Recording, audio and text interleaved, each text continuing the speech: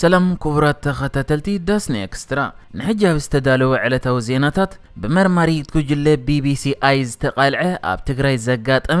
ጀምለው ቅትለት ሲቪላውያንን ኣብ ደቡብን ምብራቅን ትግራይ ውግእ ይካየድ ምህላውን ዝደስ ዜናታት ሒዘልኩም መጽለኹ ኣብዛ ቻነል ድማ ናይ ወትር ተኸታተልትን ምዃን ሳብስክራይብ ክትገብሩ ብኽብሪ ይዕድመኩም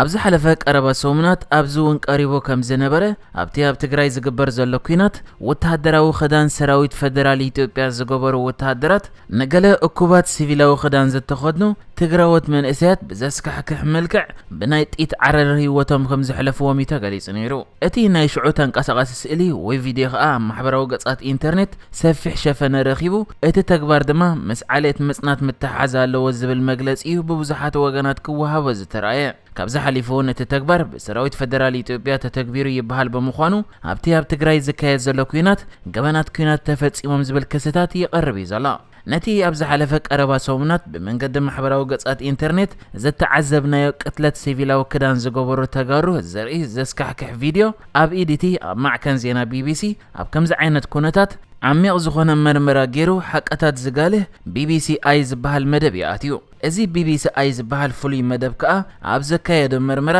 ኣብ ሰሜን ኢትዮጵያ ኣባላት ሰራዊት መንግስቲ ኢትዮጵያ ጃምላዊ ቅትለት ከም ዝፈጸሙ ዘረጋግጽ መርትዖ ይረኺቡ እቲ መርትዖ እቶም ብውሕዱ 15 ዝኾኑ ሰባት ዝተቆትልሉ ቦታ ብትኽክል ኣበይ ቦታ ከም ዝተቆትሉውን ዘቃልዕ እዩ እቲ ጸብጻብ ቀጺሉ ኣብ መጀመርታ ወርሒ መጋቢት 5 በተኸታታሊ ማሕበራዊ ሚድያ ዝተለጠፋ ተንቀሳቓሲ ምስልታት ወይ ቪድዮታት ኣቓለቦ ብዙሓት ሰባት ስሒበን ነይረን እተን ቪድዮታት ስሩዕ ወተሃደራዊ ክዳንን ዕጥቅን ዝገበሩ ሰባት ንወተሃደራዊ ክዳን ዘይገበሩ ሰባት ናብ ገደል እንዳወሰድዎምን ካብ ቀረባ ርሕቀት ብጢት ቀቲሎም ነቶም ዝሞቱ ድማ በቲ ገደል እንዳኣጽደፍዎምን ዘርእየን እቲ ቅትለት ኣብ ክልል ትግራይ ኣብ ጥቓ ማሕበረ ደጎ እትበሃል ከተማ ከም ዝተፈጸመ እዚ መርመራ ኣረጋጊጹ ኣሎ እቲ ቦታ ሰራዊት መንግስቲ ኢትዮጵያ አንጻር ሰራዊት ህወሓት ዝዋግኡሉ ዘለው ቦታ ኮይኑ እቲ ኩናት ኣብ መጀመርታ ወርሒ ሕዳር ቀዳማይ ሚኒስተር አብይ አሕመድ ሰራዊት ህወሓት ኣብቲ ክልል ዓሪዱ ዝነበረ ብዓቕሚ ሰቡን ብዝሒ ኣጽዋራቱን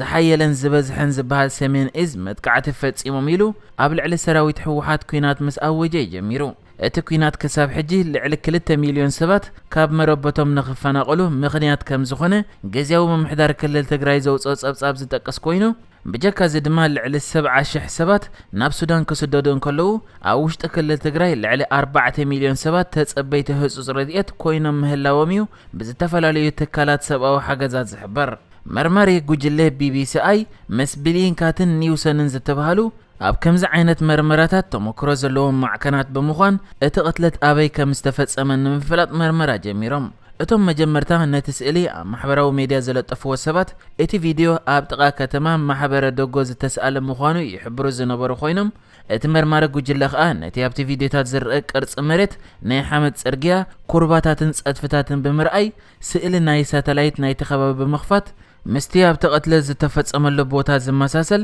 ቦታታት ምንዳይ ጀሚሩ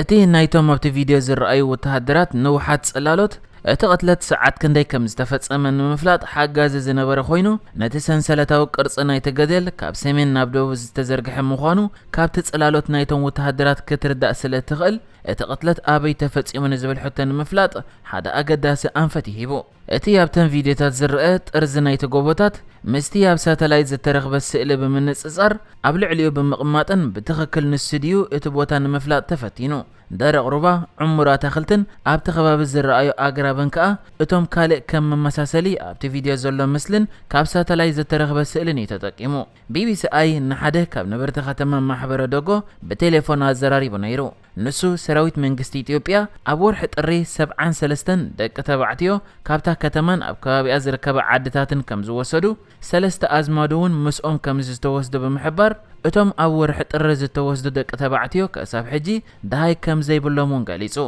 እዚ መርማሪ ጉጅለ ኣብ ጥቓ ማሕበረ ደጎ ኣብ ዝርከባ ዓድታት ዝነብር ሓደ ሰብውን ኣዘራሪቡ እዩ እቲ ውልቀ ሰብ ሓዉ ምስቶም ብጅምላ ዝተቆትሉ ከም ዝኾነ ይዝሕብር ንሱ ነቲ ቅትለት ኣብ ጥቓ ከተማ ማሕበረ ደጎ ከም ዝተፈጸመን እዋኑ ከዓ ኣብ ወርሒ ጥሪ 2021 ምንባሩ ኣብቲ ገደልዮም ቀቲሎምን ብምባል ምስክርነት ሃበ እዚ መርማሪ ጉጅለ ውልቃዊ ምንነት ናይቶም ኣብቲ ቪድዮ ዝረኣዩ ዕጡቓት ወተሃደራት ከለለ እኳ እንተዘይከኣለ እቲ ተኸዲኖሞ ዝነበሩ ወተሃደራዊ ክዳንን ኣብ ክዳኖም ኣምናቶም ዝተለጠፈ ባንዴራ ኢትዮጵያ ዘለዎ ወተሃደራዊ ምልክትን ምስቲ ወተሃደራት ፌደራላዊ መንግስቲ ኢትዮጵያ ዝኽደንዎ ዝመሳሰል እዩ። ካልእ እቶም ኣብቲ ቪድዮ ዝረኣዩ ተኸዲኖሞ ካብ ዝነበሩ ምስ ወተሃደራት ፌደራላዊ መንግስቲ ዘመሳስል ኣብ ወተሃደራዊ ክዳኖም ዘሎ ቅርጽን ዓይነት ጁባታትን እዩ። ሓደ ካብቶም ኣብቲ ቪድዮ ዝረኣዩ ወተሃደራት ኣርማ ዘለዎ ሃሳስ ወተሃደራዊ ቆቢዕ ዝገበረ ኣሎ። እቲ ኣርማ ከዓ ምስ ናይ ወተሃደራት ፌደራላዊ መንግስቲ ኢትዮጵያ ዝመሳሰል እዩ። እቶም ነቲ ቅትለት ዝፈጸሙ ወተሃደራት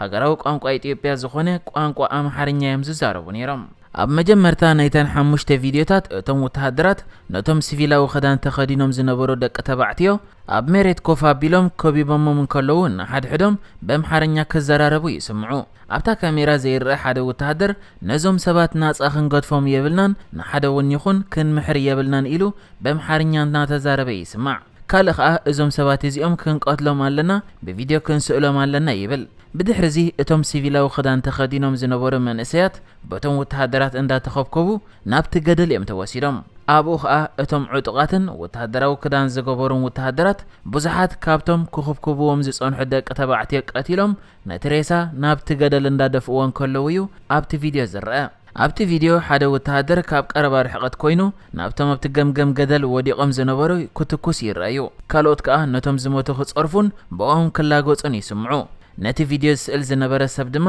ነዚኦምሲ ላምባ ኣምፂኻ እንተተቃጽሎም ክንደይ ደስ ምበለኒ ይብሎሞ ካልኡ ንዕኡ ተቐብል ኣቢሉ ነዚኦም መቃጸሊ ዝኸውን ላምባ እንተዝህልወና ጽቡቕ ነይሩ ልክዕ ከምዚ ህንዳውያን ዝገብርዎ ጌርና መቃጸልናዮም ነርና እዩ ዝብል። ውልቃዊ መንነት ናይቶም ሲቪላዊ ክዳን ተኸዲኖም እንከለዉ ዝተቆትለ ሰባት ክፍለጥ ኣይተኻእለን። ኣብ ክልል ትግራይ ዝዝረብ ቋንቋ ትግርኛ ክዛረቡ ግን ይስምዑ እዮም። ኣብቲ ስእሊ እቶም ነቲ ቅትለት ዝፈጸሙ ወተሃደራት እቶም ዝቐተልዎም ኣባላት ሕወሓት እዮም ኢሎም ከም ዝኣምኑ ክዛረቡ ይስምዑ እዮም። ሓደ ካብቶም ወተሃደራት ንሕወሓት እንዳጸረፈ እዚ መወዳእታ ናይ ወያነ ይኽብል ይስማዕ። ቀጺሉ ከዓ ምሕረት ኣይክነርእኒና ኢሉ ይዛረብ። ነዛ ኣመልኪታ ዳይሬክተር ሁማን ራይት ዎች ናይ ቀርኒ ኣፍሪቃ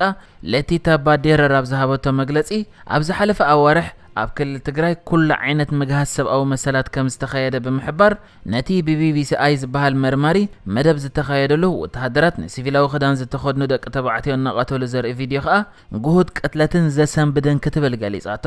ነሳ ኣስዒባ ወተሃደራዊ ክዳን ዘይተኸድኑ ሲቪላዊ ክዳን ዝተኸድኑ ብወተሃደራት እንዳተረሸኑ ኢና ርኢና። እዚ ተወሳኺ መርመራን መጽራይን ዘድልዮ ናይ ቅትለት ክስተት እዩ። ብመሰረት እዚ ኣብ ቪድዮ ዝረኣናዮ እቲ ቅትለት ብናይ ኩናት ገበን ዝሕትት ክኸውን ይኽእል ክትብል እውን ተዛሪባ።